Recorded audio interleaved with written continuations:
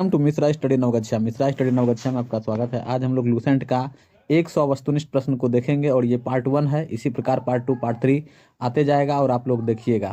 तो चलिए सबसे पहला प्रश्न देखिए क्या दिया है कि उत्तर में हिमालय से लेकर दक्षिण में समुद्र तक फैला उपमहाद्वीप किस नाम से ज्ञात है। तो आंसर इसका हो जाएगा ऑप्शन नंबर आप देख रहे हैं भारतवर्ष होगा। ठीक है, चलिए क्वेश्चन नंबर 2 है कि महाकाव्य तथा पुराणों में भारतवर्ष को किस नाम से जाना जाता है। तो इसको जाना जाता है वर्तों का देश। चलिए क्वेश्चन नंबर 3 है कि भारत के निवासी को क्या कहा जाता है। तो भारतीय कहा जाता है। अगला क्वेश्चन है क्वेश्चन नंबर 4 है कि प्राचीन ईरानी भारत को क्या कहकर पुकारते थे। तो इसका सही आंसर आप देख रहे हैं सिंधु होगा। चलिए क्वेश्चन नंबर 5 है कि यूनानी भारत को क्या कहकर पुकारते थे। तो ये जो है इसका आंसर हो जाएगा इंदे। अगला क्वेश्चन है कि अरब भारत को क्या कहकर पुकारते थे, बताइए। देखिए क्या दिया है, इसका आंसर हो जाएगा हिंद। अगला प्रश्न है कि मध्यकाल में भारत को क्या कहा जाने लगा। तो मध्यकाल में भारत को हिंदुस्तान कहा जाने लगा। हिंदुस्तान शब्द किससे बना है। तो हिंदुस्तान शब्द जो है फारसी शब्द से बना है। किसके आधार पर अंग्रेज इसे इंडिया कहने लगे। तो यूनानी भाषा के इंदे के आधार पर। अगला प्रश्न है कि विंध्य की पर्वत श्रृंखला भारत को कितने भागों में बांटती है। तो 2 भागों में, उत्तर और दक्षिण। नेक्स्ट क्वेश्चन है कि भारतीय इतिहास के कितने भागों में बांटा गया है। तो 3 भागों में बांटा गया है, प्राचीन भारत, मध्यकालीन भारत और आधुनिक भारत। ठीक है, चलिए अगला प्रश्न है कि सबसे पहले इतिहास को 3 भागों में बांटने का श्रेय किसे दिया गया। तो जर्मन इतिहासकार क्रिस्टोफर सेलेरियस को 1638 से 1707 एडी। अगला प्रश्न है कि प्राचीन भारतीय इतिहास के विषय में जानकारी कितने स्रोतों से मिलती है। तो 4। अगला प्रश्न है कि भारत का प्राचीनतम धर्मग्रंथ कौन सा है। तो इसका आंसर हो जाएगा वेद। आप देख रहे हैं। चलिए नेक्स्ट प्रश्न देखिए क्वेश्चन नंबर 15 है कि वेद के संकलनकर्ता कौन है। तो वेद के संकलनकर्ता महर्षि वेदव्यास हैं। वेद कितने हैं। तो वेद 4 हैं। चलिए अगला प्रश्न है कि चारों वेदों को क्या कहा गया है। तो चारों वेदों को संहिता कहा गया है। ठीक है, क्वेश्चन नंबर 18 है कि ऋचाओं के क्रमबद्ध ज्ञान के संग्रह को क्या कहा जाता है। तो ऋग्वेद कहा जाता है। चलिए क्वेश्चन नंबर 19 है कि ऋग्वेद में कितने मंडल और कितने सूक्त हैं। तो इसका सही आंसर 10 मंडल और 1028 सूक्त हैं। ऋग्वेद में कितनी ऋचाएं हैं। तो 10,462 ऋचाएं हैं। अगला प्रश्न है कि ऋचाओं को पढ़ने वाले ऋषि को क्या कहा जाता था। तो ऋचाओं को पढ़ने वाले ऋषि को होत्री कहा जाता है। ऋग्वेद से किसकी जानकारी मिलती है। तो इसमें जो है आर्य के राजनीतिक प्रणाली, इतिहास एवं ईश्वर की महिमा के बारे में जानकारी मिलती है। क्वेश्चन नंबर 23 है कि विश्वामित्र द्वारा रचित ऋग्वेद के तीसरे मंडल में किस देवता को समर्पित मंत्र है। तो यह हो जाएगा सूर्य देवता सावित्री को। चलिए क्वेश्चन नंबर 24 है कि ऋग्वेद के 9वें मंडल में किस देवता का उल्लेख है। तो सोम देवता का उल्लेख है। क्वेश्चन नंबर 25 है कि ऋग्वेद के 8वें मंडल की हस्तलिखित ऋचाओं को क्या कहा जाता है। तो खिल कहा जाता है। क्वेश्चन नंबर 26 है कि ऋग्वेद के 10वें मंडल में वर्णित क्या है। तो ऋग्वेद के 10वें मंडल में वर्णित जो है वह है पुरुष सूक्त। नेक्स्ट क्वेश्चन है कि वर्तमान में प्रचलित ग्रेगोरियन कैलेंडर किस पर आधारित है। तो ये है ईसा मसीह के जन्म वर्ष पर। क्वेश्चन नंबर 28 है कि वामना अवतार के 3 पदों का आख्यान का प्राचीनतम स्रोत क्या है। तो ये हो जाएगा ऋग्वेद। यदि दोस्तों वीडियो पसंद आए तो लाइक शेयर अवश्य कीजिएगा। इस तरह का सीरीज चलता रहेगा अब हमारे चैनल के माध्यम से। क्वेश्चन नंबर 29 है कि ऋग्वेद में इंद्र के लिए कितने ऋचाओं की रचना की गई है। तो 250। चलिए क्वेश्चन नंबर 30 देखिए क्या है कि ऋग्वेद में अग्नि के लिए कितने ऋचाओं की रचना की गई है। तो ये हो जाएगा 200। नेक्स्ट क्वेश्चन है कि वैदिक साहित्य में ऋग्वेद के बाद किसका स्थान है। तो शतपथ ब्राह्मण का स्थान है। क्वेश्चन नंबर 32 है कि यजुर्वेद किसे कहा गया है। यजुर्वेद जो है अनुपालन और नियमों के संकलन को कहा गया है। क्वेश्चन नंबर 33 है कि ऋग्वेद के पाठकर्ता को क्या कहा जाता है। तो अथर्वयु कहा जाता है। क्वेश्चन नंबर 34 है कि यजुर्वेद में किन चीज़ों का संकलन मिलता है। तो यजुर्वेद में जो है यज्ञों के नियमों एवं विधि विधानों का जो है संकलन मिलता है। क्वेश्चन नंबर 36 है कि यजुर्वेद में किन चीज़ों का वर्णन किया गया है। तो बलिदान विधि का वर्णन किया गया है। देखते जाइए सिर्फ आप लोग, और हम आशा करते हैं कि आप लोग जो है पूरा तरह से यदि वीडियो देख लीजिएगा तो आपका लूसेंट पूरा क्लियर हो जाएगा। क्वेश्चन नंबर 37 है कि गद्य और पद्य में वर्णित वेद कौन से हैं। तो इसका सही आंसर है यजुर्वेद। सामवेद किस वेद पर आधारित है। तो यह जो है ऋग्वेद पर आधारित है। चलिए क्वेश्चन नंबर 30 देखिए, किस वेद को भारतीय संगीत का जनक कहा जाता है।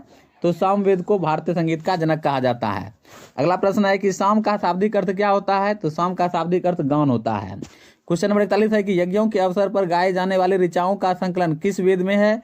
तो सामवेद में है। चलिए क्वेश्चन नंबर 42 है कि सामवेद के पाठकर्ता को क्या कहा गया है? तो उद्गाता कहा जाता है।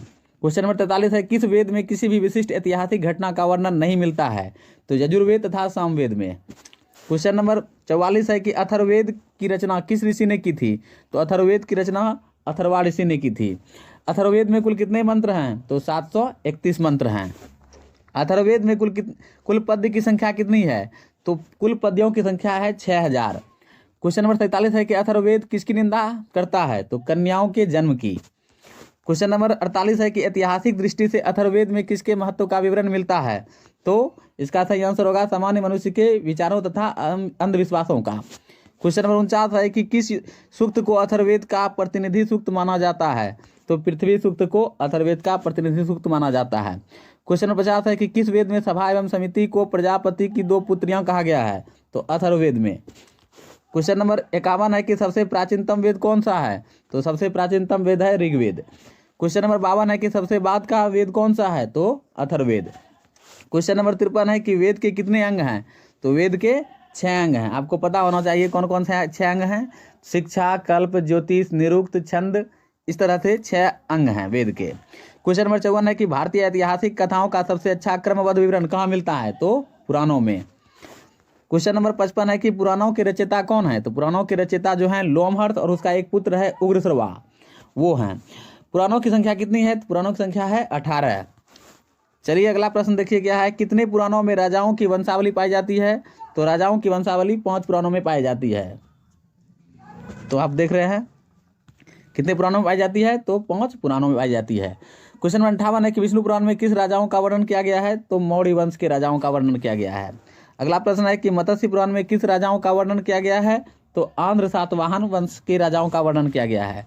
क्वेश्चन नंबर 60 है कि वायु पुराण में किस राजाओं का वर्णन किया गया है? तो गुप्त वंश के राजाओं का वर्णन देखने के लिए मिलता है। क्वेश्चन नंबर 61 है कि सबसे प्राचीनतम एवं प्रमाणिक पुराण कौन सा है? तो सबसे प्राचीनतम एवं प्रमाणिक पुराण जो है मत्स्य पुराण है।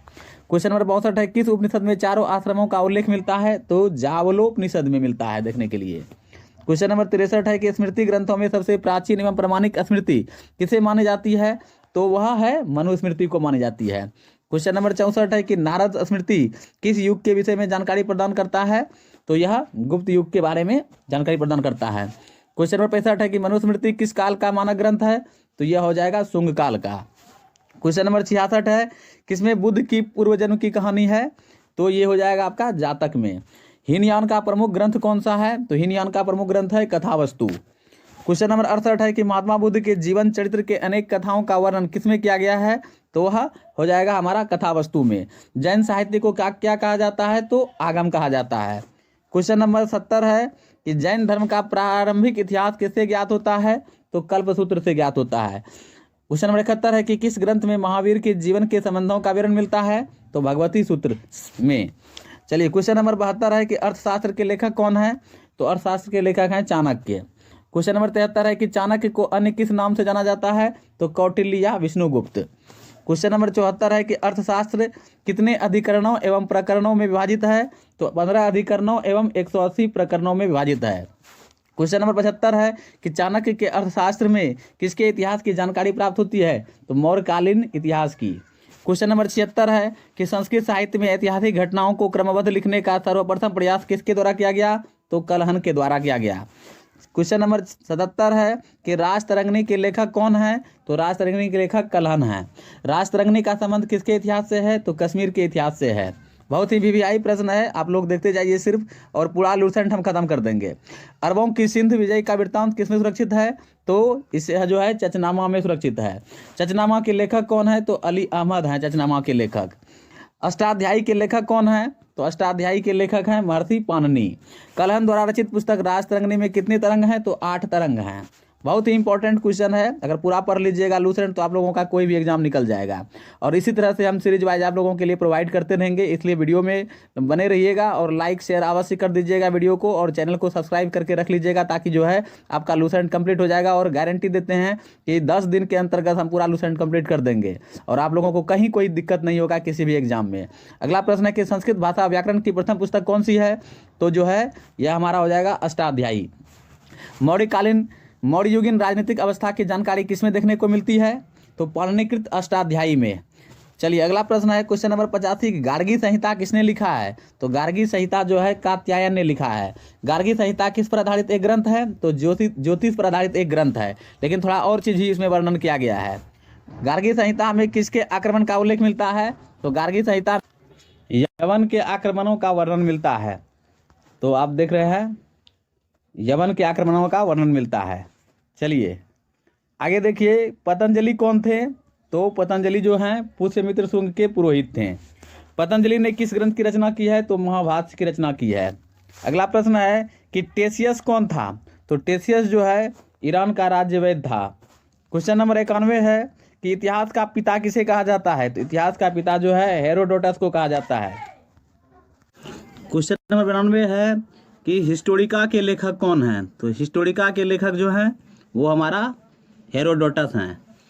अगला प्रश्न है कि मेगास्थनीज कौन था? तो मेगास्थनीज जो था सेल्यूकस निकेटर का राजदूत था। क्वेश्चन नंबर 95 है कि मेगास्थनीज किसके दरबार में आया था? तो मेगास्थनीज जो है चंद्रगुप्त मौर्य के दरबार में आया था। क्वेश्चन नंबर 96 है कि मेगास्थनीज ने कौन सी पुस्तक लिखी है? तो मेगास्थनीज ने इंडिका पुस्तक लिखी है। क्वेश्चन नंबर 97 है कि मौर्य युगीन समाज एवं संस्कृति के विषय में जानकारी किसमें देखने को मिलती है? तो इंडिका में देखने के लिए मिलती है। क्वेश्चन नंबर 98 है कि डायमेकस कौन था? तो डायमेकस जो है सीरियन नरेश अंतियोकस का राजदूत था। क्वेश्चन नंबर 99 है कि डायमेकस किसके दरबार में आया था? तो बिंदुसार के राज दरबार में आया था यह। अगला प्रश्न है कि भारत का भूगोल नामक पुस्तक के रचयिता कौन है? तो टॉलमी। इस तरह से मैंने जो है आप लोगों के लिए 100 प्रश्न जो है आज लूसेंट का कवर किया। इसी तरह से आगे भी आपको हम देखने देंगे, तो बने रहिए हमारे साथ। चलिए नेक्स्ट डे मिलते हैं, मतलब नेक्स्ट वीडियो में। धन्यवाद, थैंक यू। चलिए आज हम लोग लूसेंट का पार्ट 2 पढ़ने वाले हैं।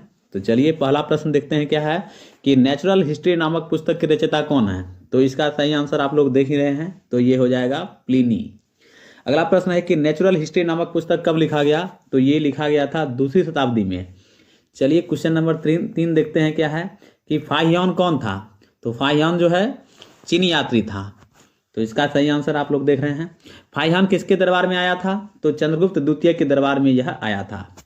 चलिए क्वेश्चन नंबर 5 देखिए क्या है कि फाहियान ने किसका वर्णन किया है? तो फाहियान ने मध्य प्रदेश के समाज एवं संस्कृति के बारे में वर्णन किया है अपने पुस्तक में। फाहियान भारत में कितने वर्षों तक रहा? तो यह 14 वर्षों तक रहा था। अगला प्रश्न है कि ह्वेनसांग किसके शासनकाल में भारत आया था? तो ह्वेनसांग जो है हर्षवर्धन के शासनकाल में भारत आया था। ह्वेनसांग कौन था? तो यह एक चीनी यात्री था। अगला प्रश्न है कि ह्वेनसांग चीन से भारतवर्ष के लिए कब प्रस्थान किया? तो इसका सही आंसर है 629 ईस्वी में। ह्वेनसांग भारत में कितने वर्षों तक रहा? तो यह 15 वर्षों तक रहा था यहाँ पर। इस तरह का प्रश्न आप लोगों को प्रतिदिन मिलेगा। आप लोग पूरा लूसेंट हम कंप्लीट कर देंगे, आप लोग देखते रहिए और हमारे चैनल को सब्सक्राइब करके रखिए। ह्वेनसांग चीन कब लौट गया? तो 645 में जो है ईस्वी में जो है यह जो है चीन लौट गया था। नेक्स्ट क्वेश्चन है कि नालंदा विश्वविद्यालय में अध्ययन करने तथा भारत से बौद्ध ग्रंथों को एकत्र कर ले जाने के लिए कौन चीनी यात्री भारत आया था? तो ह्वेनसांग आया था। ठीक है, तो ह्वेनसांग से बहुत सारा प्रश्न हो गया यहाँ पर। अगला प्रश्न है कि सीयू की किनकी रचना है, यानी सीयू की किनकी रचना है? तो ये भी ह्वेनसांग की रचना है। सीयू की में कितने देश का विवरण मिलता है? तो 138 देश का वर्णन मिलता है। अगला प्रश्न है कि हर्षकालीन समाज धर्म तथा राजनीति के बारे में वर्णन किसने किया है? यानी कहने का सेंस है कि हर्षकालीन समाज धर्म तथा राजनीति के बारे में वर्णन किसने किया है? तो ह्वेनसांग ने किया था, क्योंकि हर्षवर्धन के शासनकाल में ही भारत आया था यह। नेक्स्ट क्वेश्चन है कि ह्वेनसांग के अध्ययन के समय नालंदा विश्वविद्यालय के कुलपति कौन थे? तो ये थे आचार्य शीलभद्र। चलिए क्वेश्चन नंबर 17 देखिए क्या दिया है कि नालंदा विश्वविद्यालय किसके लिए प्रसिद्ध था? तो नालंदा विश्वविद्यालय जो है बौद्ध दर्शन के लिए प्रसिद्ध था। अगला क्वेश्चन है कि इत्सिंग भारत कब आया था? तो यह जो है 7वीं शताब्दी के अंत में भारत आया था। नेक्स्ट क्वेश्चन है क्वेश्चन नंबर 19 है कि इत्सिंग ने किस विश्वविद्यालय का वर्णन किया है? तो इन्होंने जो है नालंदा एवं विक्रमशिला विश्वविद्यालय का वर्णन किया है। नेक्स्ट क्वेश्चन है कि अलबर्नी कौन था? तो यह एक अरबी यात्री था। अगला प्रश्न है क्वेश्चन नंबर 21 है कि महमूद गजनवी के साथ भारत कौन आया था? तो महमूद गजनवी के साथ भारत आया था अलबर्नी। क्वेश्चन नंबर 22 है किताब उल हिंद या तहकीक ए हिंद की रचना किसने की? इसका अर्थ होता है भारत की खोज। तो इसकी रचना जो है अलबरूनी ने की थी। क्वेश्चन नंबर 23 है कि इब्न बतूता की रचना कौन सी है? तो इनकी रचना है रहला, जो कि एक यात्रा वृत्तांत है। अगला क्वेश्चन है कि इब्न बतूता भारत कब आया था? तो यह जो है 1333 ईस्वी में भारत आया था। क्वेश्चन नंबर 25 देखिए क्या है कि इब्न बतूता को किसने दिल्ली का काजी या न्यायाधीश नियुक्त किया? तो मोहम्मद बिन तुगलक ने इन्हें काजी या न्यायाधीश नियुक्त किया था। नेक्स्ट क्वेश्चन है कि इब्न बतूता द्वारा लिखित रहला पुस्तक किस भाषा में लिखा गया है? तो यह अरबी भाषा में लिखा गया है। चलिए क्वेश्चन नंबर 27 देखिए क्या दिया है कि तारानाथ कौन थे? तो तारानाथ जो है एक तिब्बती लेखक थे। नेक्स्ट क्वेश्चन है कि मार्को पोलो भारत कब आया था? तो 13वीं शताब्दी के अंत में मार्को पोलो भारत आया था। क्वेश्चन नंबर 29 है कि भारतीय पुरातत्व शास्त्र का पितामह किसे कहा जाता है? तो सर अलेक्जेंडर कनिंघम को भारतीय पुरातत्व शास्त्र का पितामह कहा जाता है। क्वेश्चन नंबर 30 है कि सर्वप्रथम भारतवर्ष का जिक्र किस अभिलेख में है? तो हाथी गुम्फा अभिलेख में है। चलिए क्वेश्चन नंबर 31 है कि सर्वप्रथम भारत पर होने वाले हून आक्रमण की जानकारी किस अभिलेख से प्राप्त होती है? तो इसका आंसर है भीतरी स्तंभ लेख से। नेक्स्ट क्वेश्चन है कि सती प्रथा का पहला लिखित साक्ष्य किस अभिलेख से प्राप्त होती है? तो एरन अभिलेख, जो कि है शासक भानुगुप्त से। अगला क्वेश्चन है कि सातवाहन राजाओं का पूरा इतिहास किसके आधार पर लिखा गया? तो अभिलेखों के आधार पर। अगला क्वेश्चन है क्वेश्चन नंबर 34 है कि रेशम बुनकर की श्रेणियों की जानकारी किस अभिलेख से प्राप्त होती है? तो इसका सही आंसर देख लीजिए मंदसौर अभिलेख से। नेक्स्ट क्वेश्चन है कि प्राचीनतम सिक्कों को क्या कहा जाता है? तो आहत सिक्के कहा जाता है। क्वेश्चन नंबर 37 है कि साहित्य में आहत सिक्के को क्या कहा गया है? तो साहित्य में आहत सिक्के को कसारपन कहा गया है। सर्वप्रथम सिक्कों पर लेख लिखने का कार्य किस शासक ने किया? तो यवन शासकों ने किया था। क्वेश्चन नंबर 39 है कि समुद्रगुप्त किस प्रकार के वाद्य यंत्र बजाते थे? तो इसका सही आंसर होगा वीणा।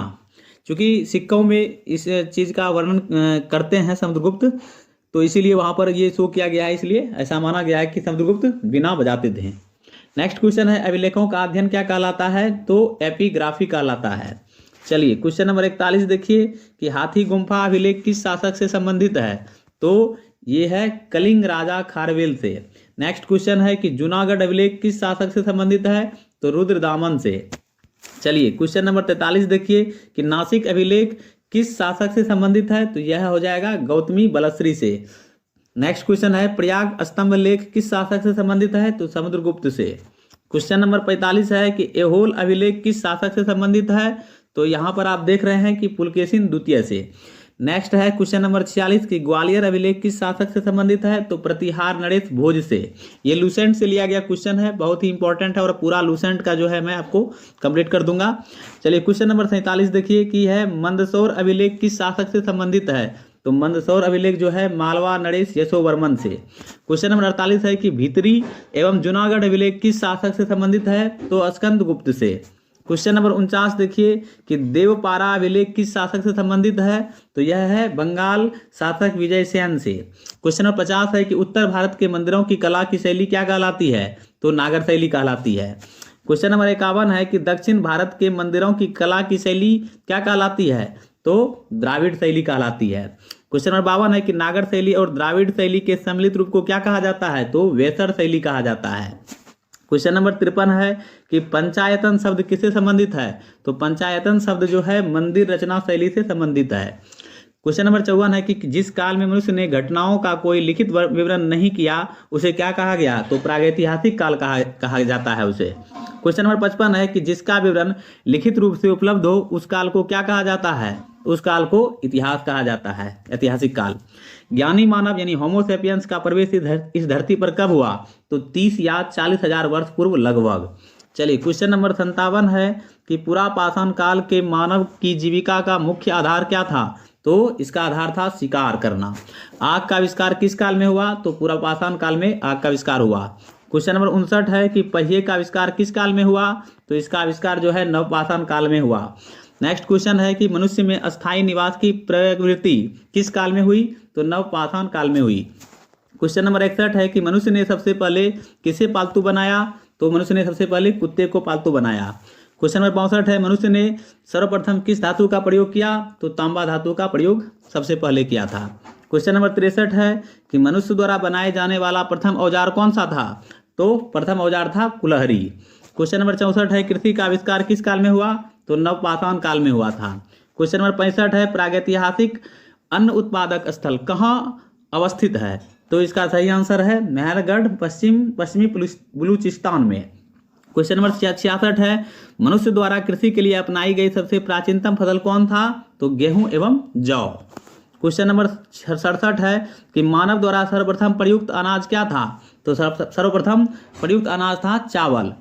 क्वेश्चन नंबर 68 है कृषि का प्रथम उदाहरण कहाँ से प्राप्त हुआ है? तो मेहरगढ़ से। क्वेश्चन नंबर 69 है कि कोल्डिवा का संबंध किससे है? तो कोल्डिवा का संबंध जो है चावल के प्राचीनतम साक्ष्य से है। क्वेश्चन नंबर 70 है किस स्थान पर प्रथम भारतीय पुरापाषाण कलाकृति की खोज हुई? तो पल्लावरम नामक स्थान पर। क्वेश्चन नंबर 71 है कि भारत में पूर्व प्रस्तर युग के अधिकांश औजार किसके बने थे? तो स्फटिक यानी पत्थर के बने थे। क्वेश्चन नंबर 72 है कि भारत में पुरापाषाण कालीन औजारों की खोज किसने की? तो रॉबर्ट ब्रूस फुट ने किया था। क्वेश्चन नंबर 73 है कि रॉबर्ट ब्रूस फुट ने भारत में पुरापाषाण कालीन औजारों की खोज कब की? तो 1863 ईस्वी में। क्वेश्चन नंबर 74 है कि भारत का सबसे प्राचीन नगर कौन था? तो भारत का सबसे प्राचीन नगर था मोहनजोदारो। क्वेश्चन नंबर 75 है कि सिंधी भाषा में मोहनजोदड़ो का अर्थ क्या होता है? तो इसका अर्थ होता है मृतकों का टीला। क्वेश्चन नंबर 76 है कि ताम्रपाषाण युग की एक बड़ी बस्ती कौन सी थी? तो उसका नाम है इनाम गांव। क्वेश्चन नंबर 77 है कि भारत में शिवालिक की पहाड़ी से किसका प्रमाण मिला है? तो आंसर हो जाएगा इसका जीवाश्म का। क्वेश्चन नंबर 78 है कि प्रागैतिहासिक काल में भीमबेटका गुफा किसके लिए प्रसिद्ध है? तो शैल चित्र के लिए प्रसिद्ध है। क्वेश्चन नंबर 79 है कि भारत में मनुष्य संबंधी सबसे पहला प्रमाण कहाँ मिला है? तो इसका सही आंसर है नर्मदा घाटी में। क्वेश्चन नंबर 80 है कि प्रथम बार वैज्ञानिक आधार पर भारत की जनसंख्या का प्रजातीय विभेदीकरण किसने किया? तो भारतीय नागरिक सेवा अधिकारी रिजले ने। क्वेश्चन नंबर 81 है कि सिंधु सभ्यता का विस्तार किस प्रकार का है? तो यह त्रिभुजाकार है। सिंधु सभ्यता की खोज किसने की? तो राय बहादुर दयाराम साहनी ने इसकी खोज की थी। क्वेश्चन नंबर 83 है कि राय बहादुर दयाराम साहनी ने सिंधु सभ्यता की खोज कब की? तो इसकी खोज की थी 1921 ईस्वी में। सिंधु सभ्यता को किस युग के अंतर्गत रखा जा सकता है? तो आदि ऐतिहासिक युग अथवा कांस्य युग के अंतर्गत रखा जा सकता है। क्वेश्चन नंबर 85 है कि सिंधु सभ्यता के मुख्य निवासी कौन थे? तो सिंधु सभ्यता के मुख्य निवासी थे द्रविड़ एवं भूमध्य सागरीय लोग। क्वेश्चन नंबर 86 है कि भारतीय पुरातत्व संरक्षण विभाग के तत्कालीन महानिदेशक कौन थे? तो सर जॉन मार्शल थे। क्वेश्चन नंबर 87 है कि किसने सिंधु घाटी सभ्यता नामक एक उन्नत नगरीय सभ्यता पाए जाने की विधिवत घोषणा की? तो सर जॉन मार्शल ने की थी। क्वेश्चन नंबर 88 है कि सर जॉन मार्शल ने सिंधु घाटी सभ्यता नामक एक उन्नत नगरीय सभ्यता पाए जाने की घोषणा कब की थी? 1924 में की थी। क्वेश्चन नंबर 89 है कि सिंधु सभ्यता या सैंधा सभ्यता कैसी सभ्यता थी? तो यह नगरीय सभ्यता थी। क्वेश्चन नंबर 90 है स्वतंत्रता प्राप्ति पश्चात हड़प्पा संस्कृति के सर्वाधिक स्थल कहाँ खोजे गए हैं? तो ये आंसर हो जाएगा इसका गुजरात में। क्वेश्चन नंबर 91 है कि सिंधु घाटी सभ्यता का सबसे बड़ा स्थल कौन सा है? तो है मोहनजोदड़ो। राखी गढ़ी कहाँ अवस्थित है? तो हरियाणा के हिसार जिले में यह अवस्थित है। क्वेश्चन नंबर 94 है कि राखी गढ़ी की खोज किसने की थी? तो इसकी खोज की थी सूरजभान ने। क्वेश्चन नंबर 95 है कि राखी गढ़ी की खोज कब की गई थी? तो 1963 ईस्वी में की गई थी।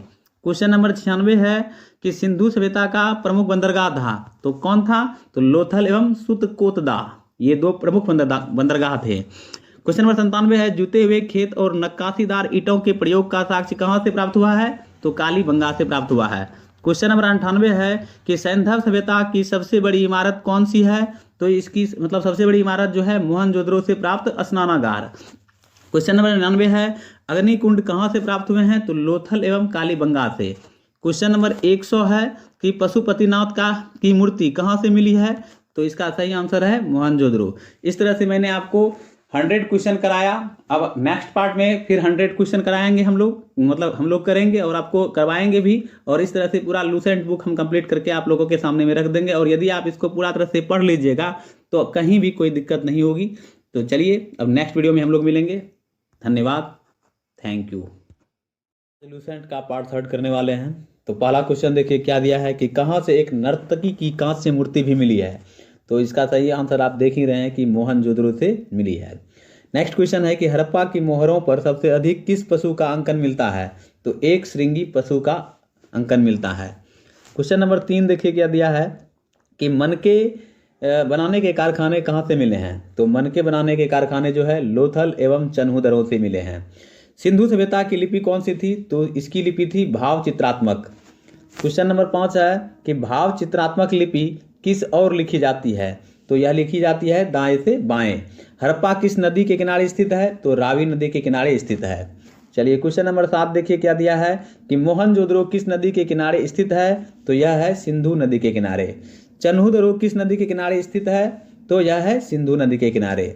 चलिए क्वेश्चन नंबर 9 देखिए क्या दिया है कि कालीबंगा किस नदी के किनारे स्थित है? तो यह है घग्घर नदी के किनारे। नेक्स्ट क्वेश्चन है कि कोटदीजी किस नदी के किनारे अवस्थित है? तो यह है सिंधु नदी के किनारे। चलिए अगला क्वेश्चन देखिए क्या दिया है कि रंगपुर किस नदी के किनारे स्थित है? तो रंगपुर जो है यह मादर नदी के किनारे अवस्थित है। रोपर किस नदी के किनारे है? तो यह है सतलज नदी के किनारे अवस्थित है। क्वेश्चन नंबर 13 देखिए क्या दिया है कि लोथल किस नदी के किनारे है? तो यह जो है भोगवा नदी के किनारे है। नेक्स्ट क्वेश्चन है कि आलमगीरपुर किस नदी के किनारे है? तो यह है हिंडन नदी के किनारे है। क्वेश्चन नंबर 15 देखिए क्या दिया है कि मोहनजोदड़ो की खोज किसने की थी? तो इसकी खोज की थी राखलदास बनर्जी ने 1922 ईस्वी में। नेक्स्ट क्वेश्चन है कि सिंधववासी किन वस्त्रों का प्रयोग करते थे? सूती एवं ऊनी वस्त्रों का प्रयोग करते थे। क्वेश्चन नंबर 17 देखिए क्या दिया है कि सिंधु सभ्यता के लोग किससे परिचित नहीं थे? तो तलवार से ये लोग परिचित नहीं थे। क्वेश्चन नंबर 18 है कि कालीबंगा का अर्थ क्या होता है? तो इसका अर्थ होता है काली चूड़ियाँ। क्वेश्चन नंबर 19 देखिए क्या दिया है कि कहां पर शवों को दफनाने की प्रथा थी? तो ये हड़प्पा में थी। नेक्स्ट क्वेश्चन है कि कहां पर शवों को जलाने की प्रथा थी? तो मोहनजोदड़ो में। क्वेश्चन नंबर 21 है कि सैंधव सभ्यता के विनाश का संभवतः सबसे प्रभावी कारण क्या था? तो इसका कारण था बाढ़। क्वेश्चन नंबर 22 है कि आग में पकी हुई मिट्टी को क्या कहा जाता है? तो टेराकोटा कहा जाता है। क्वेश्चन नंबर 23 देखिए क्या दिया है कि वैदिक काल को कितने भागों में विभाजित किया गया है? तो इसको 2 भागों में विभाजित किया गया है, ऋग्वैदिक काल और उत्तर वैदिक काल। क्वेश्चन नंबर 24 है कि ऋग्वैदिक काल का समय कब से कब तक है? तो 1500 से 1000 ईस्वी पूर्व। चलिए क्वेश्चन नंबर 25 है कि उत्तर वैदिक काल का समय कब से कब तक है? तो इसका समय है 1000 से 600 ईस्वी पूर्व। नेक्स्ट क्वेश्चन है कि आर्य सर्वप्रथम कहाँ बसे? तो पंजाब एवं अफगानिस्तान में। चलिए क्वेश्चन नंबर 27 देखिए क्या दिया है कि मैक्स मुलर ने आर्य का मूल निवास कहाँ माना है? तो मध्य एशिया को इन्होंने माना है। क्वेश्चन नंबर 28 है कि आर्य द्वारा निर्मित सभ्यता को क्या कहा गया? तो वैदिक सभ्यता कहा गया। चलिए क्वेश्चन नंबर 29 है कि वैदिक सभ्यता को कौन सी सभ्यता कहा गया? तो ग्रामीण सभ्यता कहा गया। आर्यों की भाषा क्या थी? तो संस्कृत थी। क्वेश्चन नंबर 31 है कि आर्य शब्द किसे इंगित करता है? तो भाषा समूह को यह इंगित करता है। क्वेश्चन नंबर 32 है कि आर्यों के प्रशासनिक इकाई कितने भागों में बटा हुआ था? तो 5 भागों में बटा हुआ था, कुल, ग्राम, विश्व, जन और राष्ट्र। चलिए क्वेश्चन नंबर 33 देखिए क्या दिया है कि गांव के मुखिया को क्या कहा जाता था? तो गांव के मुखिया को ग्रामीणी कहा जाता था। विश्व के प्रधान को क्या कहा जाता था? तो विश्वपति कहा जाता था। क्वेश्चन नंबर 36 है कि जन के शासक को क्या कहा जाता था? तो राजन कहा जाता था। क्वेश्चन नंबर 37 है राज्य अधिकारियों में सबसे प्रमुख कौन थे? तो पुरोहित एवं सेनानी। क्वेश्चन नंबर 38 है कि किस वेद में किसी तरह के न्यायाधिकारी का उल्लेख नहीं है? तो वह है ऋग्वेद में। नेक्स्ट क्वेश्चन है कि वाजपति किसे कहा जाता था? तो गोचर भूमि के अधिकारी को कहा जाता था। क्वेश्चन नंबर 40 है कि कौन सी संस्था राजा को सलाह देने वाली संस्था थी? तो सभा एवं समिति। सभा एवं समिति के अध्यक्ष को क्या कहा जाता था? तो ईशान कहा जाता था। क्वेश्चन नंबर 42 है कि युद्ध में कबीले का नेतृत्व कौन करता था? तो जो है राजा करता था। क्वेश्चन नंबर 43 है कि वैदिक सभ्यता में युद्ध के लिए किस शब्द का प्रयोग किया गया है? तो गवष्टि शब्द का प्रयोग किया गया है। क्वेश्चन नंबर 44 है कि दशराज युद्ध का उल्लेख ऋग्वेद के किस मंडल में है? तो 7वें मंडल में है। दशराज युद्ध कहाँ लड़ा गया? तो पुरुषनी यानी रावी नदी के तट पर। क्वेश्चन नंबर 46 देखिए क्या दिया है कि दशराज युद्ध किनके बीच लड़ा गया? तो यह जो है सुदास एवं 10 जनों के बीच लड़ा गया था। दशराज युद्ध में कौन विजयी रहा? तो सुदास विजयी रहा। क्वेश्चन नंबर 48 है कि उपनिषदों की कुल संख्या कितनी है? तो इसकी संख्या है 108। नेक्स्ट क्वेश्चन है कि ऋग्वैदिक समाज कितने वर्णों में विभक्त था? तो 4 वर्णों में विभक्त था, ब्राह्मण, क्षत्रिय, वैश्य और शूद्र। क्वेश्चन नंबर 50 है कि चतुर्वर्णों का उल्लेख कहाँ मिलता है? तो इसका उल्लेख मिलता है ऋग्वेद के 10वें मंडल के पुरुष सूक्त में। क्वेश्चन नंबर 51 है कि आर्यों का समाज कैसा था? तो पितृ प्रधान था। क्वेश्चन नंबर 52 है कि समाज की सबसे छोटी इकाई को क्या कहा जाता था? तो समाज की सबसे छोटी इकाई को परिवार या कुल कहा जाता था। कुल अब किसे कहा जाता था? तो परिवार के मुखिया को यानी कि पिता को कहा जाता था। क्वेश्चन नंबर 54 है किस काल में बाल विवाह एवं पर्दा प्रथा का प्रचलन नहीं था? तो ऋग्वैदिक काल में। क्वेश्चन नंबर 55 है कि किसने याज्ञवल्क्य को वाद विवाद की चुनौती दी थी? तो गार्गी ने दी थी। क्वेश्चन नंबर 56 देखिए क्या है कि जीवन भर अविवाहित रहने वाली महिलाओं को क्या कहा जाता था? तो अमाजू कहा जाता था। क्वेश्चन नंबर 57 देखिए कि जीविकोपार्जन के लिए वेद वेदांग पढ़ने वाले अध्यापक को क्या कहा जाता था? तो उपाध्याय कहा जाता था। क्वेश्चन नंबर 58 है कि आर्यों का मुख्य पेय पदार्थ क्या था? तो सोमरस, यह वनस्पति का बना होता था। क्वेश्चन नंबर 59 है कि आर्य मुख्यतः कितने प्रकार के वस्त्रों का उपयोग करते थे? तो 3 प्रकार के वस्त्रों का उपयोग करते थे। क्वेश्चन नंबर 60 है कि किसे भारतीय परमाणुवाद का जनक कहा गया है? तो महर्षि कणाद को परमाणुवाद का जनक कहा गया है। क्वेश्चन नंबर 61 है कि आर्यों का मुख्य व्यवसाय क्या था? तो आर्यों का मुख्य व्यवसाय था पशुपालन एवं कृषि। क्वेश्चन नंबर 62 है कि आर्यों का प्रिय पशु क्या था? तो इसका प्रिय पशु था घोड़ा। नेक्स्ट क्वेश्चन है कि आर्यों का सर्वाधिक प्रिय देवता कौन था? तो ये था इंद्र। क्वेश्चन नंबर 64 है कि आर्यों द्वारा खोजी गई धातु कौन सी थी? तो वह था लोहा, जिसको श्याम अयस्क भी कहा जाता है। क्वेश्चन नंबर 65 है कि व्यापार हेतु दूर दूर तक जाने वाले व्यक्ति को क्या कहते थे? तो पनी कहते थे। क्वेश्चन नंबर 66 है कि लेन देन के लिए किस प्रणाली का प्रयोग किया जाता था? तो लेन देन के लिए जो प्रणाली का उपयोग किया जाता था वह था वस्तु विनिमय प्रणाली। तो ये लूसेंट का बहुत ही इंपॉर्टेंट सीरीज चल रहा है मेरे द्वारा। आप लोग मेरे चैनल में बने रहें, चैनल को लाइक शेयर सब्सक्राइब कीजिए ताकि जो है इस तरह का वीडियो बनाने में मुझे मोटिवेट मिले। चलिए क्वेश्चन नंबर 67 देखिए क्या दिया है कि ऋण देकर ब्याज देने वाले व्यक्ति को क्या कहा जाता था? तो वेकनॉट यानी कि सूदखोर कहा जाता था। क्वेश्चन नंबर 68 है कि उत्तर वैदिक काल में इंद्र के स्थान पर कौन सर्वाधिक प्रिय देवता हो गए थे? तो प्रजापति। क्वेश्चन नंबर 69 है कि विष्णु के 3 पदों की कल्पना का विकास किस काल में हुआ? तो उत्तर वैदिक काल में हुआ था। क्वेश्चन नंबर 70 है कि सत्यमेव जयते कहाँ से लिया गया है? तो यह जो है लिया गया है मुंडकोपनिषद से। गायत्री मंत्र का संबंध किस वेद से है? तो ऋग्वेद से इसका संबंध है। क्वेश्चन नंबर 72 है कि गायत्री मंत्र किस देवता को संबोधित है? तो जो है यह सावित्री देवता को संबोधित है। क्वेश्चन नंबर 73 है कि महाकाव्य कितने हैं? तो 2 महाकाव्य हैं, महाभारत एवं रामायण। क्वेश्चन नंबर 74 है कि महाभारत का पुराना नाम क्या है? तो इसका पुराना नाम जो है वह है जय संहिता। क्वेश्चन नंबर 75 है विश्व का सबसे बड़ा महाकाव्य कौन है? तो वह है महाभारत। क्वेश्चन नंबर 76 है कि गोत्र नामक संस्था का जन्म किस काल में हुआ? तो उत्तर वैदिक काल में। क्वेश्चन नंबर 77 है कि वेदांत सूत्र की रचना किसने की थी? तो बदरायन ने की थी।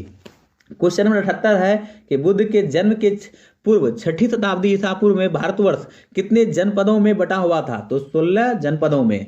क्वेश्चन नंबर 79 है कि 16 महाजनपदों का उल्लेख बौद्ध धर्म के किस ग्रंथ से मिलती है? तो वह है अंगुत्तर निकाय। क्वेश्चन नंबर 80 देखिए क्या है कि जैन धर्म के संस्थापक एवं प्रथम तीर्थंकर कौन थे? तो वे थे ऋषभदेव। क्वेश्चन नंबर 81 है कि जैन धर्म के 23वें तीर्थंकर कौन थे? तो वे थे पार्श्वनाथ। क्वेश्चन नंबर 82 है कि पार्श्वनाथ किसके पुत्र थे?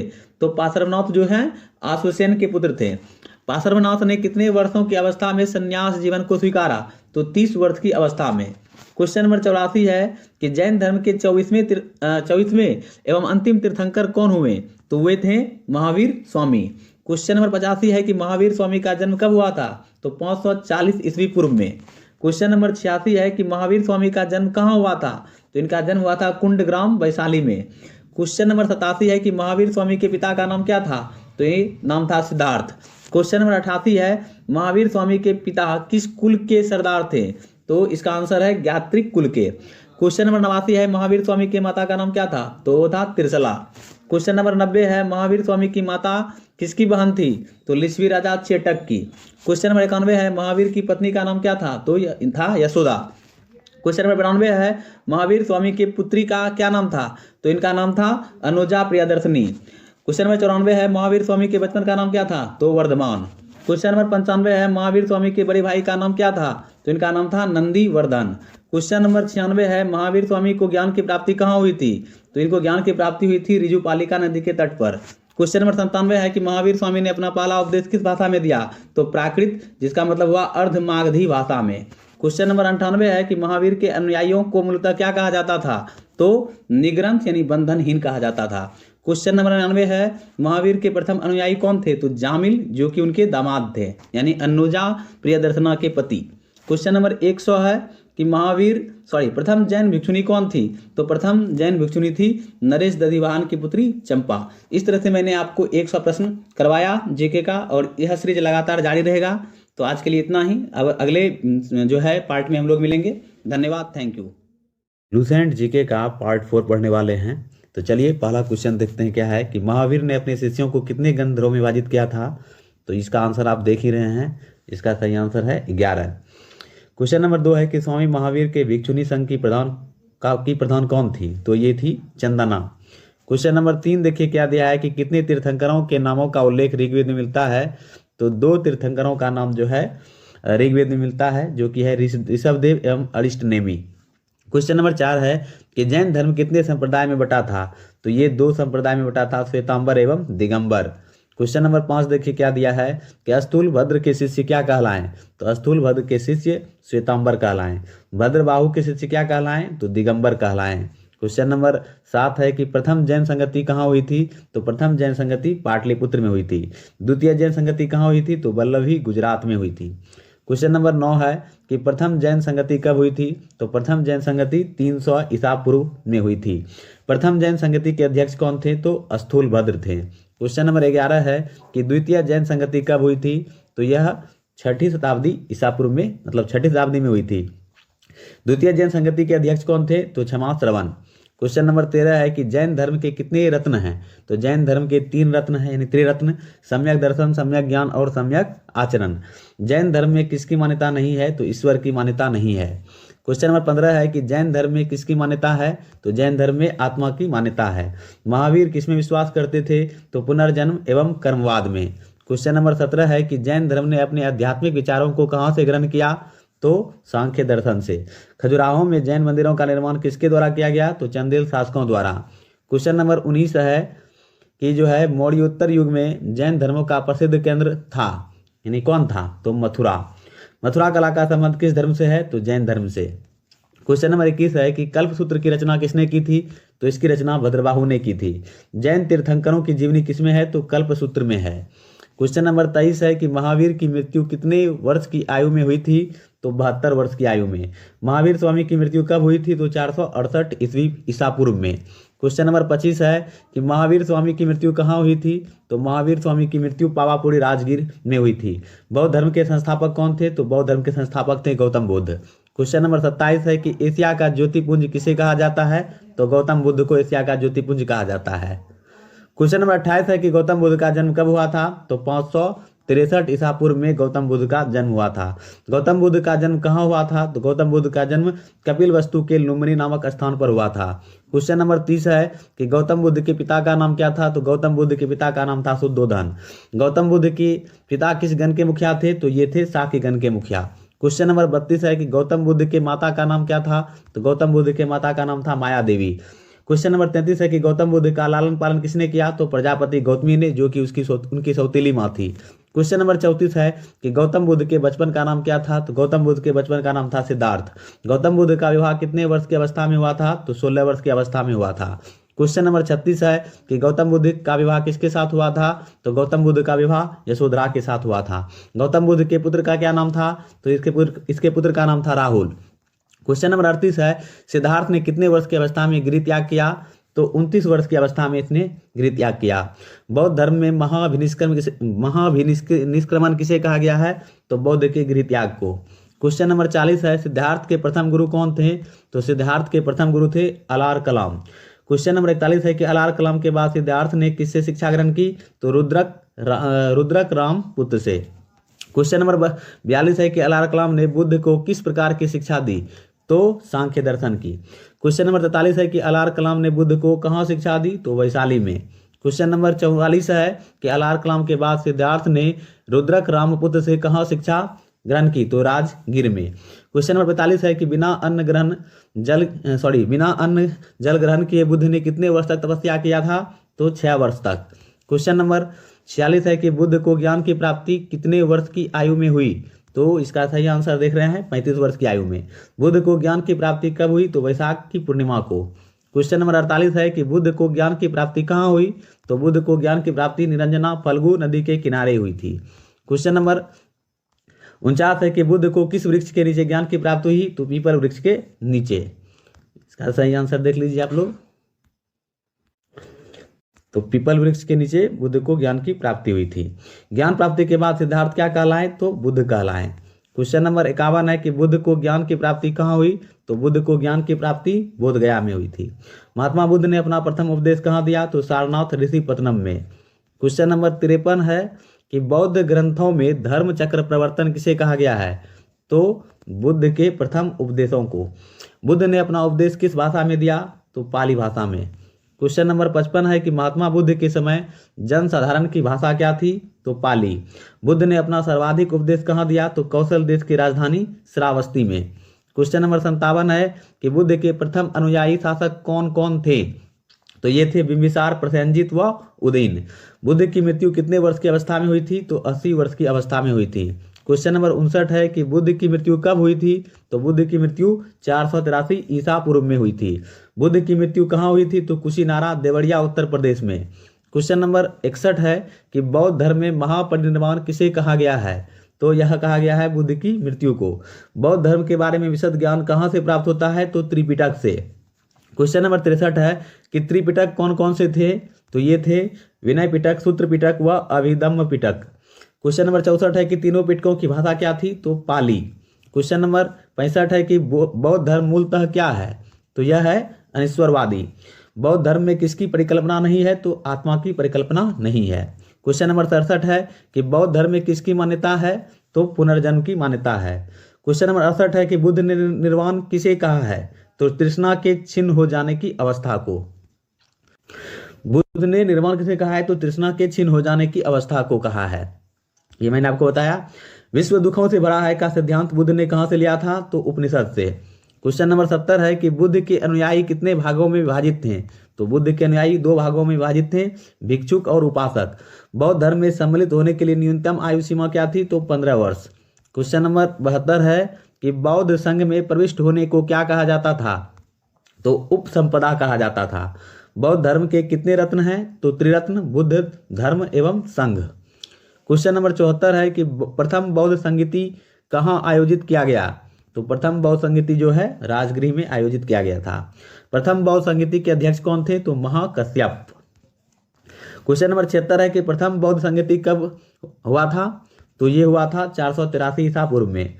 प्रथम बौद्ध संगीति के समय किसका शासनकाल था? तो अजातशत्रु का शासनकाल था। क्वेश्चन नंबर 78 है कि द्वितीय बौद्ध संगीति कब आयोजित हुआ था? तो 383 ईसा पूर्व में। द्वितीय बौद्ध संगीति कहाँ पर हुआ था? तो वैशाली में। क्वेश्चन नंबर 80 है कि द्वितीय बौद्ध संगीति के अध्यक्ष कौन थे? तो इनके अध्यक्ष थे सवाकामी। क्वेश्चन नंबर 81 है कि द्वितीय बौद्ध संगीति के समय किसका शासनकाल था? तो कालाशोक का। क्वेश्चन नंबर 82 है कि तृतीय बौद्ध संगीति कब आयोजित किया गया था? तो यह किया गया था 255 ईस्वी पूर्व। तृतीय बौद्ध संगीति कहाँ आयोजित किया गया था? तो यह किया गया था पाटलिपुत्र में। क्वेश्चन नंबर 84 है कि तृतीय बौद्ध संगीति के समय किसका शासनकाल था? तो यह था अशोक का। क्वेश्चन नंबर 85 है कि तृतीय बौद्ध संगीति का अध्यक्ष कौन था? तो मोगलीपुत्र तिस। क्वेश्चन नंबर 86 है कि चतुर्थ बौद्ध संगीति कब आयोजित किया गया था? तो यह किया गया था ईस्वी की प्रथम शताब्दी में। चतुर्थ बौद्ध संगीति कहाँ आयोजित किया गया? तो कुंडलवन में। क्वेश्चन नंबर 88 है कि चतुर्थ बौद्ध संगीति के अध्यक्ष कौन थे? तो इसके अध्यक्ष थे वसुमित्र या अश्वघोष। चतुर्थ बौद्ध संगीति के समय किसका शासनकाल था? तो कनिष्क का। क्वेश्चन नंबर 90 है चतुर्थ बौद्ध संगीति के बाद बौद्ध धर्म कितने भागों में विभाजित हो गया था? तो यह हो गया था 2, हीनयान एवं महायान। क्वेश्चन नंबर 91 है कि धार्मिक जुलूस का प्रारंभ सबसे पहले किस धर्म के द्वारा प्रारंभ किया गया? तो यह किया गया था बौद्ध धर्म के द्वारा। बौद्ध धर्म का सबसे पवित्र त्योहार क्या है? तो वैशाख पूर्णिमा। क्वेश्चन नंबर 93 है कि बुद्ध ने सांसारिक दुखों के संबंध में कितने आर्य सत्य का उपदेश दिया? तो ये इन्होंने 4 आर्य सत्य का उपदेश दिया था। आज हम लोग लूसेंट का पार्ट 5 पढ़ेंगे तो पहला क्वेश्चन देखिए क्या दिया है कि भगवान शिव की पूजा करने वाले को क्या कहा जाता है। तो इसका सही उत्तर आप देख रहे हैं कि शैव। शिव से संबंधित धर्म को क्या कहा गया है, तो शैव धर्म कहा गया है। क्वेश्चन नंबर 3 है कि शिवलिंग उपासना का प्रारंभिक साक्ष्य का अवशेष कहाँ से मिला है। तो इसका अवशेष मिला है हड़प्पा संस्कृति से। ऋग्वेद में शिव के लिए किस देवता का उल्लेख है, तो रुद्र। क्वेश्चन नंबर 5 है कि लिंग पूजा का पहला स्पष्ट वर्णन किस पुराण में मिलता है। तो इसका स्पष्ट वर्णन जो है मत्स्य पुराण में मिलता है। किस पुराण में शैव संप्रदाय की संख्या 4 बताई गई है, तो वामन पुराण में। क्वेश्चन नंबर 7 है कि कौन सा संप्रदाय शैव धर्म का सर्वाधिक प्राचीन संप्रदाय है, तो पाशुपत संप्रदाय।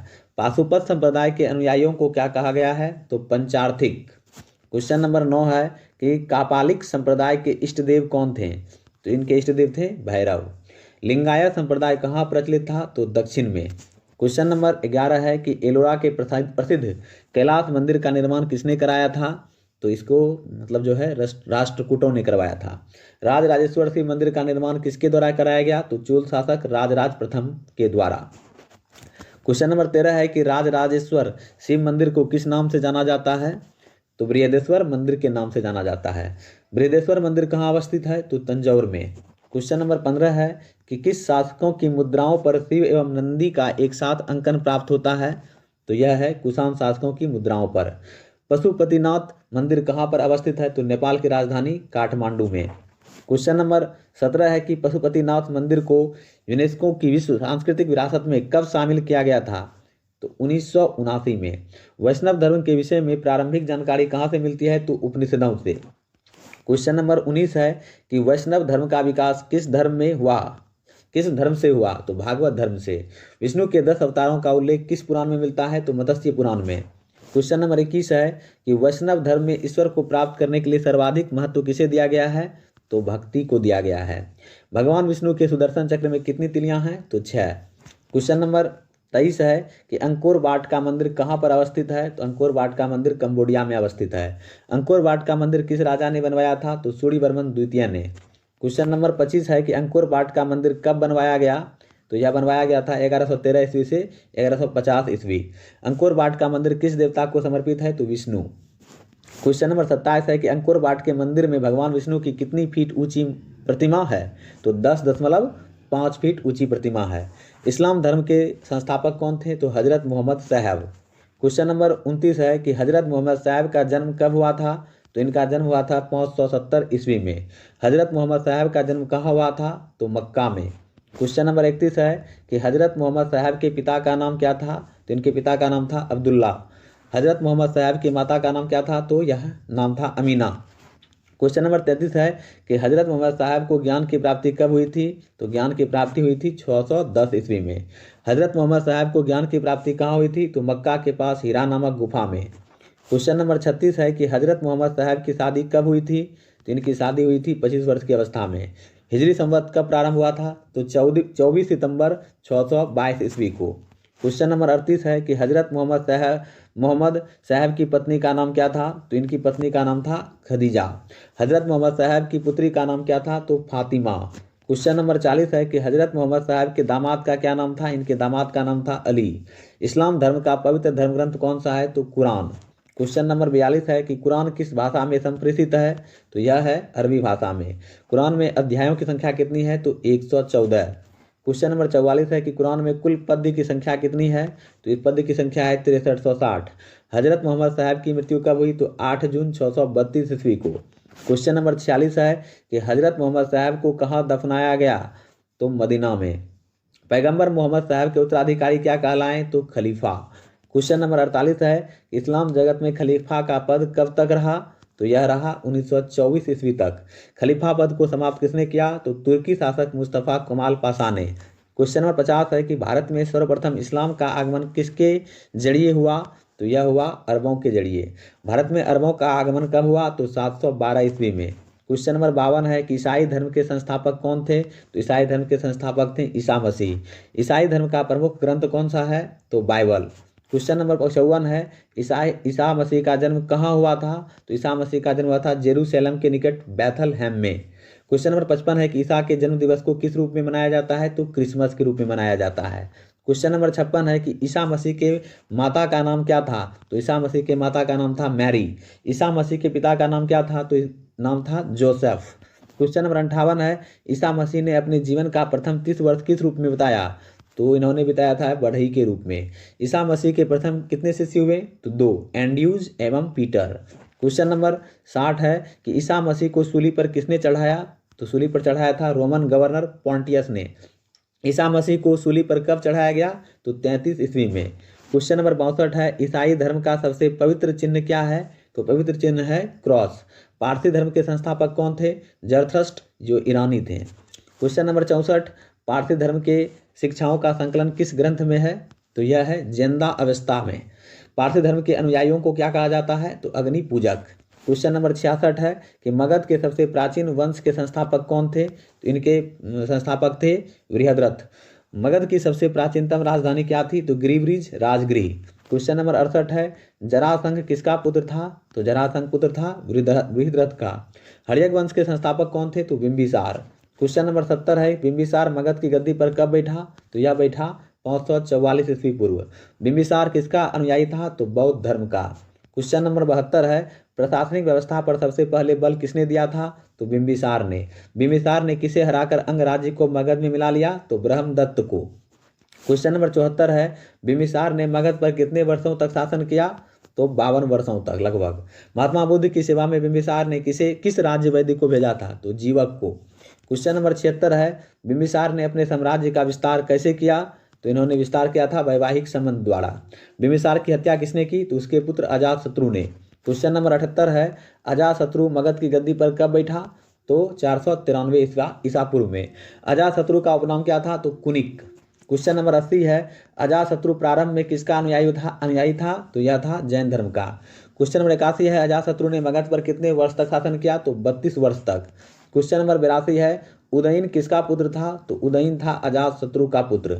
अजातशत्रु की हत्या किसने की? तो उसके पुत्र उदयन ने। क्वेश्चन नंबर 84 है, उदयन मगध की गद्दी पर कब बैठा? तो यह बैठा था 461 ईस्वी पूर्व में। क्वेश्चन नंबर 85 है कि पाटलिग्राम की स्थापना किसने की थी? तो उदयन ने की थी। उदयन किसका अनुयायी था? तो जैन धर्म का। क्वेश्चन नंबर 87 है, हर्यक वंश का अंतिम राजा कौन था? तो इसका अंतिम राजा था उदयन का पुत्र नागदशक। शिशुनाग कौन था? तो नागदशक का अमात्य।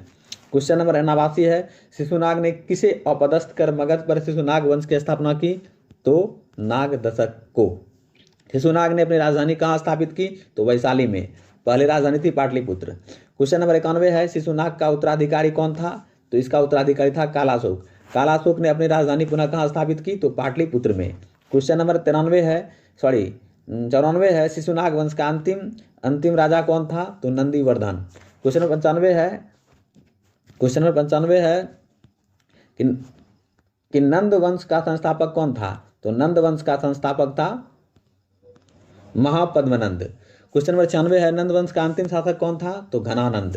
क्वेश्चन नंबर 97 है, घनानंद किसके समकालीन था? तो घनानंद जो है सिकंदर के समकालीन था। क्वेश्चन नंबर 98 है, चंद्रगुप्त मौर्य ने किसे पराजित किया? चंद्रगुप्त मौर्य ने घनानंद को पराजित किया। क्वेश्चन नंबर 99 है कि मौर्य वंश की स्थापना किसने की? तो चंद्रगुप्त मौर्य ने। क्वेश्चन नंबर 100 है कि सिकंदर का जन्म कब हुआ था? तो 356 ईसा पूर्व में। इस तरह से मैंने आपको पार्ट 5 में 100 क्वेश्चन लूसेंट से करवाया। अब इसी प्रकार पार्ट 6 चलेगा और हमारे चैनल को आप सब्सक्राइब कीजिए, लाइक कीजिए, शेयर कीजिए ताकि इस तरह का कंटिन्यूटी बना रहे। आज के लिए इतना ही, मिलेंगे नेक्स्ट वीडियो में, मतलब नेक्स्ट पार्ट में। धन्यवाद, थैंक यू। लोग जीके का पार्ट 5 करने वाले हैं। तो पहला क्वेश्चन आपके सामने ये है कि सिकंदर के पिता का नाम क्या था? तो सिकंदर के पिता का नाम था फिलिप। क्वेश्चन नंबर 2 है कि फिलिप मकदूनिया का शासक कब बना? तो 359 ईसा पूर्व में। चलिए क्वेश्चन नंबर 3 देखिए क्या है, सिकंदर किसका शिष्य था? तो सिकंदर जो है अरस्तु का शिष्य था। क्वेश्चन नंबर 4 है, सिकंदर ने भारत विजय अभियान कब प्रारंभ किया? तो 326 ईसा पूर्व में जो है किया था। क्वेश्चन नंबर 5 है कि सिकंदर का सेनापति कौन था? तो सिकंदर का सेनापति था सेल्यूकस निकेटर। सिकंदर भारत से कब लौटा? तो स्थल मार्ग द्वारा 325 ईसा पूर्व में लौटा था वह। क्वेश्चन नंबर 7 है कि सिकंदर की सेना ने किस नदी के पश्चिमी तट पर पहुंचकर उसे पार करने से इनकार कर दिया था? तो वह है व्यास नदी। क्वेश्चन नंबर 8 है कि सिकंदर की मृत्यु कब हुई थी? तो 325 ईसा पूर्व में इनकी मृत्यु हो गई थी। क्वेश्चन नंबर 9 है कि सिकंदर की मृत्यु कहाँ हुई थी? तो बेबीलोन में। क्वेश्चन नंबर 10 है कि सिकंदर की मृत्यु कितने वर्ष की अवस्था में हो गई थी? तो 33 वर्ष की अवस्था में हो गया था इनका मृत्यु। सिकंदर का जल सेनापति कौन था? तो इनका जल सेनापति था निर्याकस। क्वेश्चन नंबर 12 है कि सिकंदर का प्रिय घोड़ा का नाम क्या था? तो नाम था बऊ केफला। क्वेश्चन नंबर 13 है कि मौर्य वंश का संस्थापक कौन था? तो मौर्य वंश का संस्थापक था चंद्रगुप्त मौर्य। क्वेश्चन नंबर 14 है कि चंद्रगुप्त मौर्य का जन्म कब हुआ था? तो 345 ईस्वी पूर्व हुआ था। क्वेश्चन नंबर 15 है कि मुद्रा राक्षस के लेखक कौन है? तो मुद्रा राक्षस के लेखक हैं विशाखदत्त। क्वेश्चन नंबर 16 है घनानंद को हराने में चंद्रगुप्त मौर्य की मदद किसने की? तो चाणक्य ने की थी। क्वेश्चन नंबर 17 है कि चंद्रगुप्त मौर्य का प्रधानमंत्री कौन था? तो इनका प्रधानमंत्री था चाणक्य। क्वेश्चन नंबर 18 है कि चंद्रगुप्त मगध की गद्दी पर कब बैठा? तो 322 ईसा पूर्व में बैठा था। क्वेश्चन नंबर 19 है कि चंद्रगुप्त ने अपना अंतिम समय कहाँ बिताया? तो कर्नाटक के श्रावणबेलगोला में। यहाँ पर उन्होंने संलेखना विधि से अपना प्राण त्याग दिया था। क्वेश्चन नंबर 20 है कि चंद्रगुप्त ने सेल्यूकस निकेटर को कब हराया? तो 305 ईसा पूर्व में हराया था। क्वेश्चन नंबर 21 है कि सेल्यूकस निकेटर की पुत्री कौन थी? तो इनकी पुत्री का नाम था कार्नेलिया। कार्नेलिया का विवाह किसके साथ हुआ था? तो चंद्रगुप्त मौर्य के साथ हुआ था। क्वेश्चन नंबर 23 है कि चंद्रगुप्त मौर्य ने किस जैन गुरु से जैन धर्म की दीक्षा ली? तो भद्रबाहु से। सेल्यूकस निकेटर का राजदूत कौन था? तो मेगास्थनीज था। क्वेश्चन नंबर 25 है कि मेगास्थनीज किसके दरबार में रहता था? तो यह है चंद्रगुप्त मौर्य के दरबार में रहता था। किसके अनुसार चंद्रगुप्त ने सेल्यूकस को 500 हाथी उपहार में दिया था? तो प्लूटार्क के अनुसार। क्वेश्चन नंबर 27 है कि चंद्रगुप्त मौर्य की मृत्यु कब हुई थी? तो चंद्रगुप्त मौर्य की मृत्यु हुई थी 298 ईसा पूर्व में।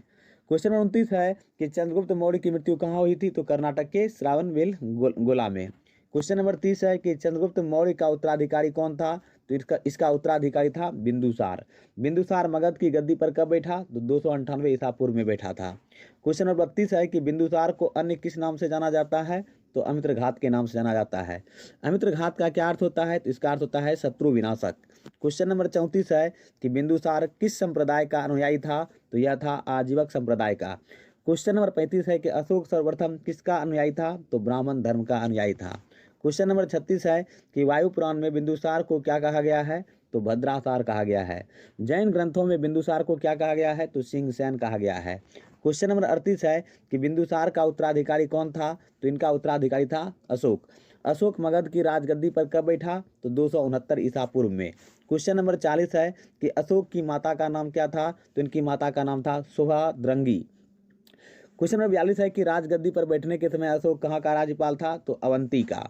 क्वेश्चन नंबर 43 है कि अशोक का नाम अशोक किस शिलालेख में मिलता है? तो मास्की एवं गुर्जरा अभिलेख में। क्वेश्चन नंबर 44 है कि पुराणों में अशोक को क्या कहा गया है? तो अशोक वर्धन कहा गया है।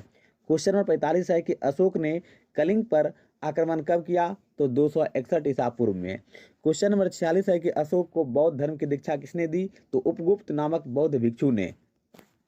क्वेश्चन नंबर 47 है कि अशोक ने बौद्ध धर्म के प्रचार के लिए किसे श्रीलंका भेजा? तो पुत्र महेंद्र एवं पुत्री संघमित्रा को। क्वेश्चन नंबर 48 है कि भारत में शिलालेख का प्रचलन सर्वप्रथम किसने किया? तो अशोक ने किया था। क्वेश्चन नंबर 49 है कि अशोक के शिलालेख में कितने लिपियों का प्रयोग किया गया है? तो 4, ब्राह्मही, खरोष्टी, ग्रीक एवं अरमाइक। क्वेश्चन नंबर 50 है कि ग्रीक एवं अरमाइक लिपि का अभिलेख कहाँ से प्राप्त हुआ है? तो अफगानिस्तान से। क्वेश्चन नंबर 51 है कि खरोष्ठी लिपि का अभिलेख कहाँ से प्राप्त हुआ है? तो पाकिस्तान से, उत्तर पश्चिम पाकिस्तान से। भारत में अशोक के किस प्रकार के अभिलेख मिले हैं? तो ब्राह्मी लिपि के। क्वेश्चन नंबर 53 है कि खरोष्ठी लिपि किस ओर लिखी जाती है? तो यह लिखी जाती है दाएं से बाएं ओर। अशोक के अभिलेखों को कितने भागों में बांटा गया है? तो 3, शिलालेख, स्तंभलेख तथा गुहालेख। क्वेश्चन नंबर 55 है कि अशोक के शिलालेख की खोज कब की गई थी? तो यह 1750 में की गई थी। अशोक के शिलालेख की खोज किसने की थी? तो पादरेटी फैनथेलर ने। क्वेश्चन नंबर 57 है अशोक के अभिलेख को सबसे पहले किसने पढ़ा था? तो जेम्स प्रिंसप ने पढ़ा था 1837 में। अशोक के शिलालेखों की संख्या कितनी है? तो 14 है। क्वेश्चन नंबर 59 है कि अशोक के स्तंभ लेखों की संख्या कितनी है? तो स्तंभ लेखों की संख्या 7 है। भारत में अशोक के स्तंभ लेख किस लिपि में लिखी गई है? तो ब्राह्मी लिपि में। क्वेश्चन नंबर 61 है कि किस अभिलेख को रानी का अभिलेख कहा जाता है? तो कौशाम्बी अभिलेख को। क्वेश्चन नंबर 62 है कि अशोक का कौन सा अभिलेख सबसे लंबा है? तो 7वां अभिलेख।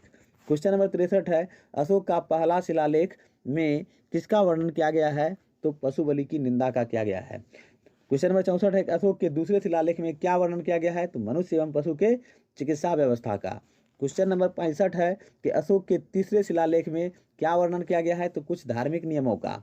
क्वेश्चन नंबर 66 है अशोक के चौथे शिलालेख में क्या वर्णन किया गया है? तो धम्म घोष की घोषणा का। क्वेश्चन नंबर 67 है अशोक के 5वें शिलालेख में क्या वर्णन किया गया है? तो धर्म महापात्रों की नियुक्ति के विषय में। क्वेश्चन नंबर 68 है अशोक के 6वें शिलालेख में क्या वर्णन किया गया है? तो आत्मनियंत्रण की शिक्षा का। क्वेश्चन नंबर 69 है कि अशोक के 7वें एवं 8वें शिलालेख में क्या वर्णन किया गया है? तो तीर्थ यात्राओं का। क्वेश्चन नंबर 70 है कि अशोक के 9वें शिलालेख में क्या वर्णन किया गया है? तो सच्ची भेंट तथा सच्चे शिष्टाचार का। क्वेश्चन नंबर 71 है कि अशोक के 10वें शिलालेख में क्या वर्णन किया गया है? तो राजा तथा उच्च अधिकारी हमेशा प्रजा के हित के बारे में सोचे, यही वर्णन किया गया है। क्वेश्चन नंबर 72 है कि अशोक के 11वें शिलालेख में किसकी व्याख्या की गई है? तो धम्म की व्याख्या की गई है। क्वेश्चन नंबर 72 है कि अशोक के 12वें शिलालेख में क्या वर्णन किया गया है? तो 12वें शिलालेख में जो है स्त्री महापात्रों की नियुक्ति एवं सही प्रकार के विचारों के सम्मान की बात बताई गई है।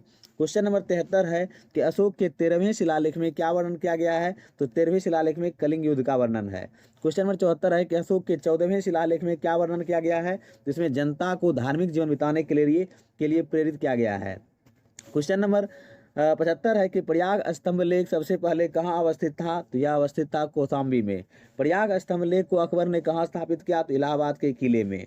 क्वेश्चन नंबर 77 है कि रामपुरवा स्तंभ लेख कहाँ स्थापित है? तो यह स्थापित है चंपारण बिहार में। क्वेश्चन नंबर 78 है कि रामपुरवा स्तंभ लेख की खोज किसने की थी? तो कारल यल ने 1872 ईस्वी में की थी। क्वेश्चन नंबर 79 है कि अशोक का सबसे छोटा स्तंभ लेख कौन सा है? तो रुम्मी देई। क्वेश्चन नंबर 80 है अशोक का कौन सा अभिलेख ग्रीक एवं अरमाइक भाषा में प्राप्त हुआ है? तो सारेकुना कंदहार अभिलेख। क्वेश्चन नंबर 81 है कि अर्थशास्त्र में शीर्षस्थ अधिकारी को क्या कहा जाता था? तो महामात्र कहा जाता था। महामात्र की संख्या कितनी थी? तो 18। क्वेश्चन नंबर 83 है कि अर्थशास्त्र में चर किसे कहा गया है? तो चर कहा गया है जासूस को। अशोक के समय मौर्य साम्राज्य में प्रांतों की संख्या कितनी थी? तो ये थी 5। क्वेश्चन नंबर 85 है कि प्रांतों को क्या कहा जाता था? तो प्रांतों को चक्र कहा जाता था। क्वेश्चन नंबर 86 है कि प्रांतों के प्रशासक को क्या कहा जाता था? तो कुमार या आर्यपुत्र या राष्ट्रीय। क्वेश्चन नंबर 87 है कि प्रशासन की सबसे छोटी इकाई क्या थी? तो प्रशासन की सबसे छोटी इकाई थी ग्राम। ग्राम का मुखिया क्या कहलाता था? तो ग्रामिक कहलाता था। क्वेश्चन नंबर 89 है कि प्रशंसकों में सबसे छोटा क्या था? यानी कि प्रशासनों में मतलब जो है छोटा सबसे क्या था? तो वह था गोप। गोप कितने ग्रामों का शासन संभालता था? तो 10 ग्रामों का। क्वेश्चन नंबर 91 है कि मेगास्थनीज के अनुसार नगर का प्रशासन कितने सदस्यों का एक मंडल करता था? तो 30 सदस्यों का। क्वेश्चन नंबर 92 है कि 30 सदस्यों का मंडल कितने समितियों में विभाजित था? तो 6 समितियों में। क्वेश्चन नंबर 93 है कि प्रत्येक समिति में कितने सदस्य होते थे? तो प्रत्येक समिति में 5 सदस्य होते थे। क्वेश्चन नंबर 54 है कि बिक्री कर के रूप में कितना भाग वसूला जाता था? तो 10वां भाग। क्वेश्चन नंबर 95 है कि मेगास्थनीज के अनुसार मार्ग निर्माण का अधिकारी कौन होता था? तो वह है एग्रोनोमाई। क्वेश्चन नंबर 96 है कि जस्टिन के अनुसार चंद्रगुप्त मौर्य की सेना में लगभग कितने अश्वारोही सैनिक थे? तो लगभग 50,000। क्वेश्चन नंबर 97 है कि युद्ध क्षेत्र में सेना का नेतृत्व करने वाले अधिकारी को क्या कहा जाता था? तो कहा जाता था नायक। क्वेश्चन नंबर 98 है कि सैन्य विभाग का सबसे बड़ा अधिकारी क्या कहलाता था? तो सेनापति। क्वेश्चन नंबर 99 है कि अर्थशास्त्र में गुप्तचर को क्या कहा गया है? तो गुप्तचर को गूढ़ पुरुष कहा गया है। क्वेश्चन नंबर 100 है कि एक ही स्थान पर रहकर कार्य करने वाले गुप्तचर को क्या कहा जाता था? तो संस्था। इस तरह से मैंने आप लोगों को 100 जीके करवाया इस पार्ट में। अब नेक्स्ट पार्ट में आप लोगों को आगे देखने के लिए मिलेगा। आज के लिए इतना ही, मिलते हैं नेक्स्ट पार्ट में। Thank you.